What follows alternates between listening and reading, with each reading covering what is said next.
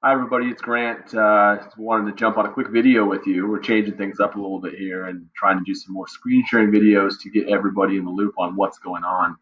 Hope your Wednesday's going well. I just wanted to go ahead and jump into just a quick little video on the weekly management newsletter. So this management newsletter, we've been trying to pump it out every single week, just so you go ahead and know what's going on behind the scenes. You know what we're working on, what our major objectives are. There's lots of things in the company that we need to work on and improve on. Things don't happen overnight, so we're working on just chipping away at it and making things better and better as we go. I think we've identified a lot of problems in the company. We've seen a lot of great successes as well. So these newsletters are to keep everybody informed as we move forward. I think this is our third newsletter. We've also done 3 mover newsletters. And now we're converting them, as you see here, into video format, just so we can go ahead and explain things in more depth and detail.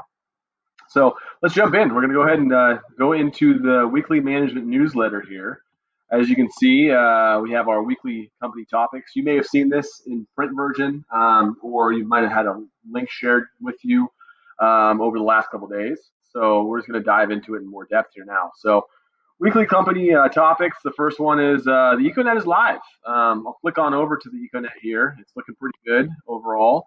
You can see some videos on how to use the internet. This video might be a little outdated. It's one of my first videos that I made in the early beginning of the internet, which has actually developed pretty considerably, over the last couple of weeks here. You have a little video tutorial of how to use the internet, and I apologize. Some of these, tabs right here or sub tabs won't actually match up to where we're at now. This is a living and evolving, you know, uh, place for us to gain information. We're constantly developing it and growing it just to really put the SOPs, the processes, the systems, the trainings all in one spot. You can see a mission video here, company goals, our weekly management plan, weekly hot sheets, and management newsletter. So uh, we're going to be constantly updating this. I'll probably do another video on the internet. I don't want to dive too deep into it, but you can see the different sections. For salespeople, we have sales and administration. Operations is over here.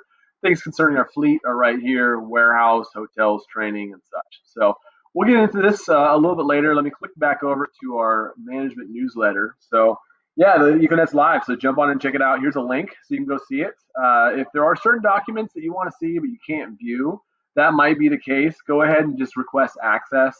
Some of them we'll go ahead and just make public so everybody can see them. But there are some documents that aren't shared with everybody on there. So don't be discouraged. Just reach out to a manager if you need some help. The next thing I want to talk about is just the goal of the company. I mean, our goal is to create raving fans, and we do a great job of that. Obviously, we've had some service gaps, customer service issues in the field. We're working on improving those things. We're by no means perfect, but we do have a lot of really happy customers that vouch for our service. They'll go tell all their friends, and just really boost us up. I mean, what does it mean to be a raving fan? It's somebody that just has such an amazing experience with our service that they have to tell everybody about it. They go online, they tell their friends, they tell just people in their circle, and they can't say enough good things about us. I mean, that's the principle of what built this company. When I was doing moves early on, I actively did that with all of my customers because I was just so excited to grow the business and get more customers coming back to us. And the way you do that is through positive customer service. We've grown significantly. I think we're seeing some growing pains where we're at, but we're going to get that back. And we're trying to communicate that from the top to the bottom. Just our goal is really to go out there and exceed expectations, and just blow our customers away. And we're constantly looking at better ways to do so. Right now, it's about kind of cleaning up some of the challenges we had in the summer and making sure that we're stabilizing ourselves in order to actually get to that point and really just dial it home, get these customer complaints taken care of and really done away with and constantly look to improve. I think we're doing a good job of that. I mean, Kim in customer service does a great job. I mean, I hear on the phones with the customers, it's great. And we are opening up a lot of our own cans of worms by asking the customer after the fact, like, how was your move?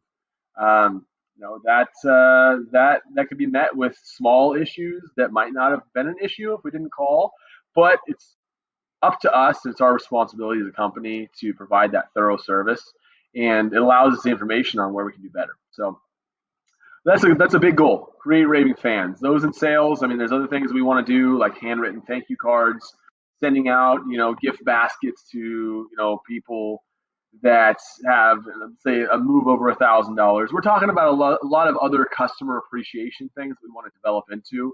We haven't had the bandwidth up until now to be able to do those types of things, but we are gearing ourselves to get ready for that.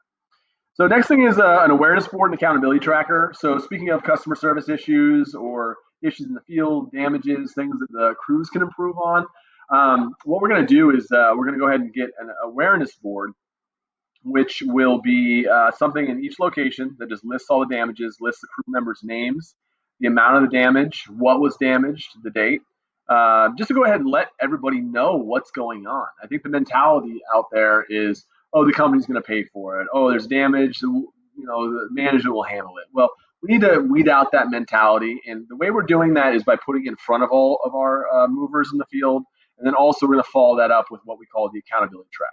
The accountability tracker is checked by the operations managers on a daily basis, just to make sure that if there is an issue in the field, a customer service complaint, a damage, anything of those sorts that didn't really exceed the customer's expectation, that we're going to go and talk to that person within a 24-hour to 48-hour period. So that is tasked to the operations managers. So Kira in Woodinville is having those conversations, as is Jesus over in Seattle. So these are some things that we're thinking about. Well, not thinking about, but we actually are implementing as we speak. We see those gaps. These are the ideas that we can, go ahead and fill the gaps with right here. So we're excited to see if this changes things. I think it will. I think consistency and overall presence. I'm always a big advocate of the presence. That will allow everybody to, go ahead and understand what's going on. Hopefully minimize. Hopefully there's a little peer pressure between our movers just to say, hey, like you're hurting our tips. There's customer service issues out there. There's damages out there. We can't do that because it impacts us as a company and the ability to get tips as a mover. So next thing is the DDR is now used for auditing purposes only. We've actually switched the DDR and dispatch completely into smart moving. That's been a huge, major move for us. I mean, the DDRs live with us within the company for about 10 years now, and it's become a document that has really controlled all the information on the operational level, and we've gotten very comfortable with it. But as we were talking with our business coach, who you've actually seen in the videos, Louis Massaro, we use him for coaching at this point. We told him about our problems with the DDR, issues with information not really being accurate, human error involved. And the fact of the matter is we've scaled so much that there's going to be human error on this level that we're in. So he suggested we switch over to smart moving. And as we look at smart moving, everything we need is there, and it reduces the workload by about, I'd say, 80 to 85%.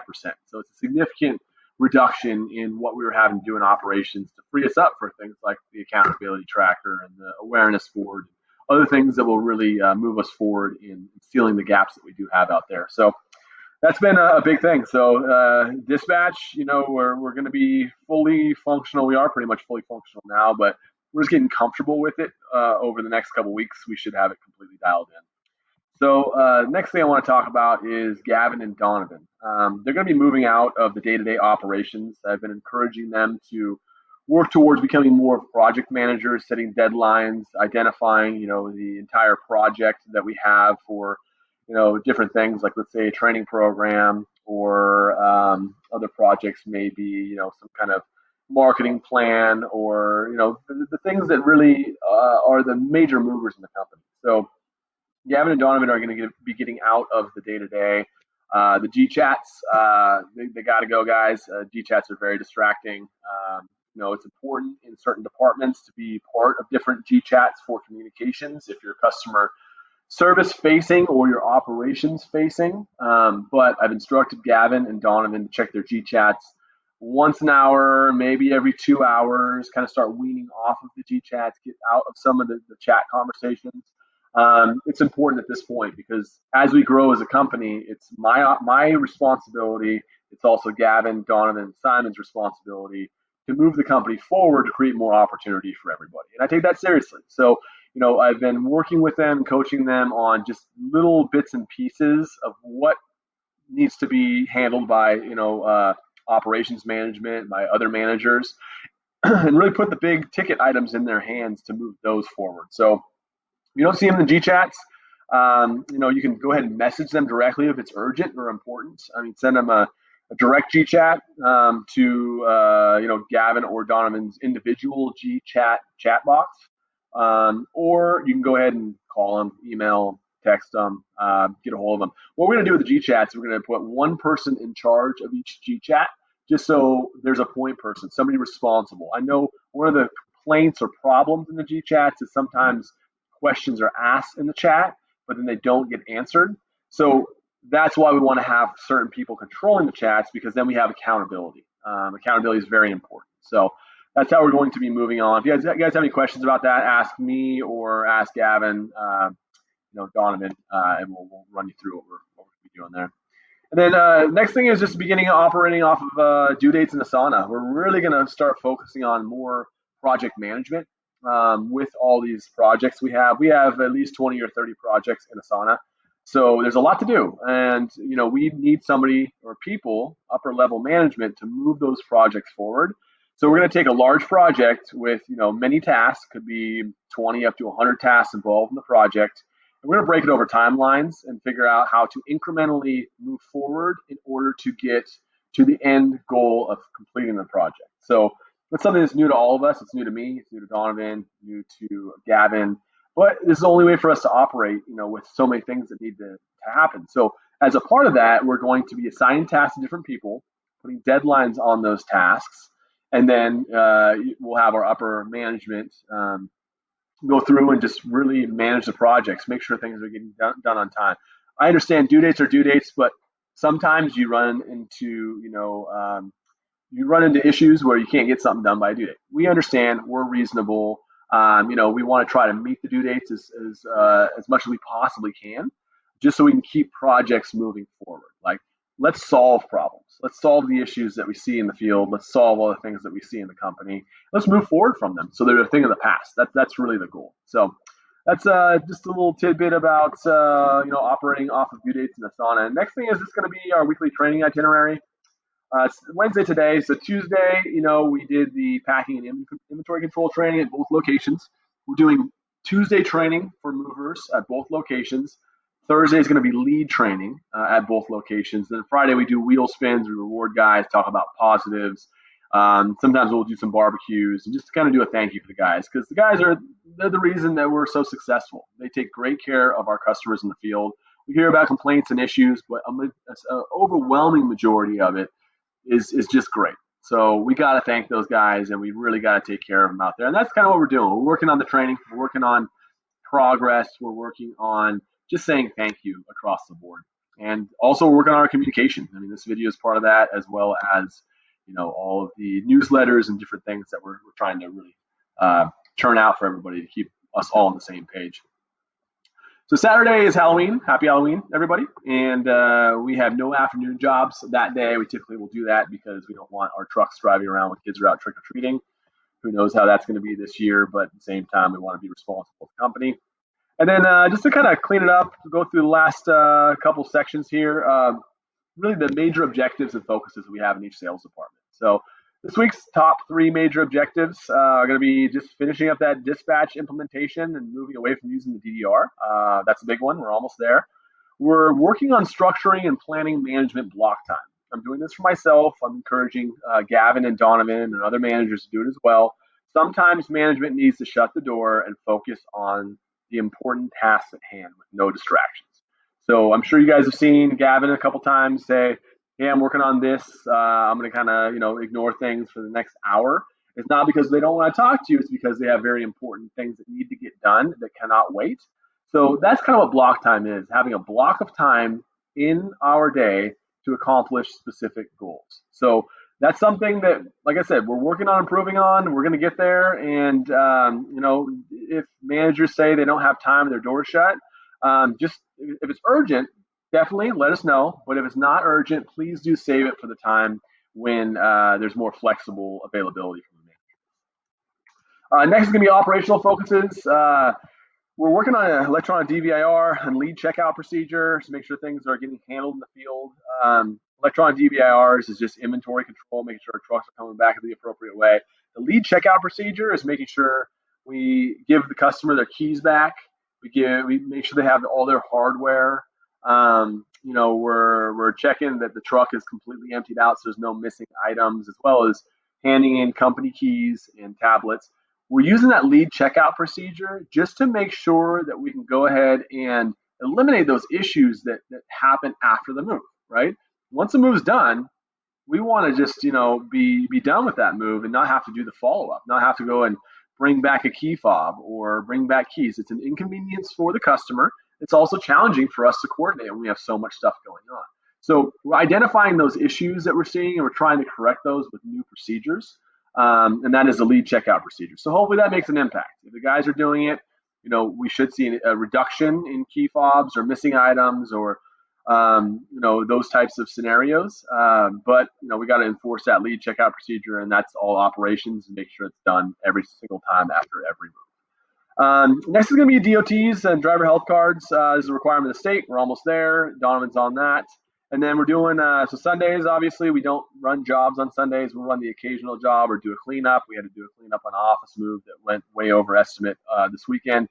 So we use Sundays as that buffer day, but we're working on just a reset plan for everybody, just to make sure that, we go ahead and get all of our trucks reset, the company reset, so we have a smooth start to the week on Monday.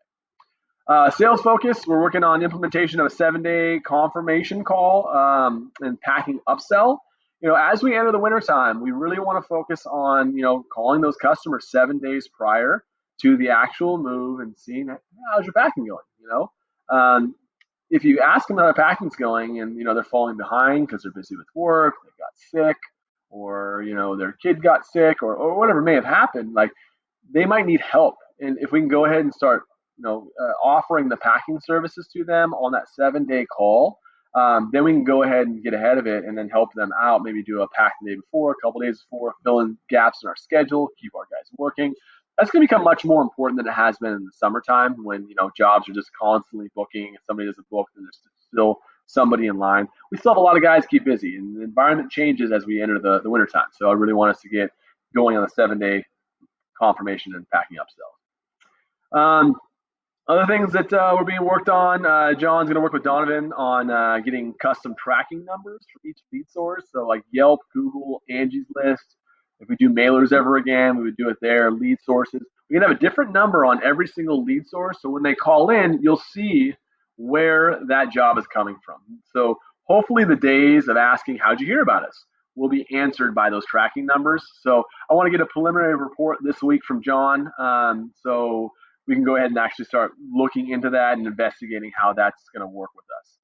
And then also look at MailChimp for email automation. We want to do a 10-month automated email campaign to go ahead and get to our customers from last year, 10 months after their move, because typically our customers normally will move 1 year later, right, when their lease expires. So we're working on some of those things. Once again, that's just a report, preliminary information, just so I can kind of get my understanding of how that process works, and then we'll keep on moving those things forward. And then mover focus this week, we're working on packing, post-move walkthrough procedures, lead checkout procedures and truck inspections, and then also that DVIR and inventory expectations. So, well, that's my video. Sorry, it lasted a little bit longer than I anticipated, but that's the video for the weekly Movers newsletter. And if you guys have any questions, please ask a manager or reach out to me directly, and I'll see you all soon. Thank you.